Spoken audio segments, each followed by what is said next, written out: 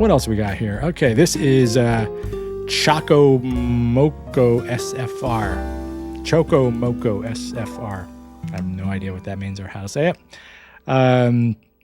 So they believe that God created Adam and Eve, right? And then they had children, and apparently those kids had sex, their own siblings, and I guess apparently those kids had sex, I assume, with their own siblings and had kids with them. They think the whole human population is the result of incest? ? No, that's not exactly, but it is kind of strange. And I am not a biblical scholar, so take this for what it's worth. But again, I'm sure we could read this in my handy-dandy little book there. But there is a strange disconnect.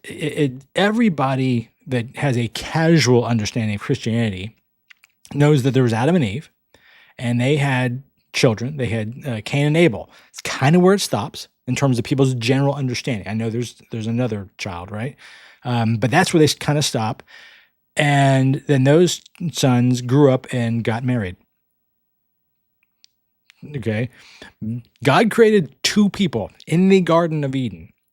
And they had these two sons, Cain and Abel, who then got married. It immediately falls off the cliff, doesn't it? Right? I mean, it's a strange story because if your basic understanding is that God created two people, God didn't create 2,000, God created two people in the Garden of Eden, and we're all traced back to Adam and Eve, except their two sons married two women from the next garden over, I guess, right? So the answer to their question for Choco Moco SFR, it is no, it's not incest because there were these other available women, and presumably there were other available women for their children, the children of, I guess what Cain killed Abel, so I don't know if Abel had children, but you get my point.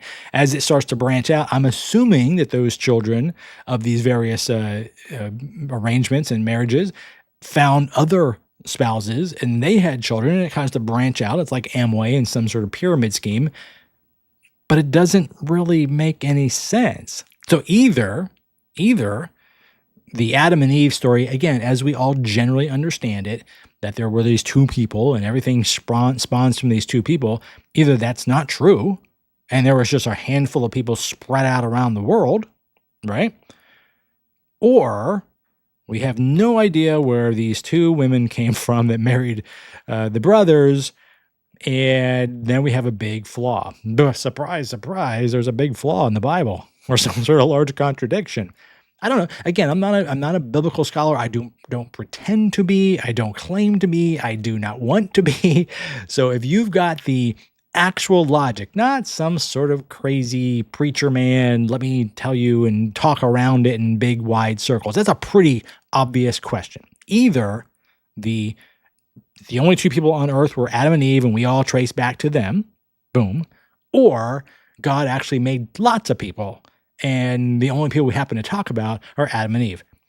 Okay, and maybe you'll say Adam and Eve were the first, but not the last that God planted. Well, man, that's like being the fourth guy to walk on the moon. Nobody knows who you are. That's terrible. You walked on the damn moon.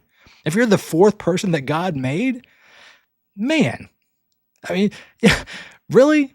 Really? We got 8 billion people on the planet, and you just happen to be the fourth person? Don't even know your name. What do you have to do? I mean, you're the fourth person, right?